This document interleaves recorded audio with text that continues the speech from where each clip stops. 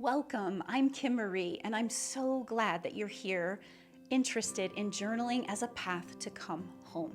Journaling is one of the few tools that I know of that engages the totality of our being, our minds, our emotions, our body, our hearts, our souls, and our spirit. This is the way that we can come together in fullness in the totality of our being, really aligned with who we are.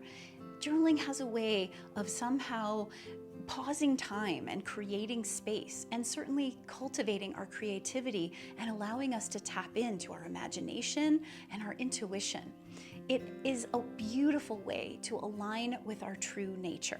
In this 20-page guide, you're going to receive some information on the benefits of journaling and why it can be such a helpful path, 6 methods that hopefully at least one or more will resonate for you to begin to cultivate a practice of journaling, and then most importantly, practice pages. The guide includes practice pages for you to actually engage in these methods of journaling so that you can really see what works for you. And I hope that you will download your guide today and enjoy this opportunity to go more deeply and connect with your true nature.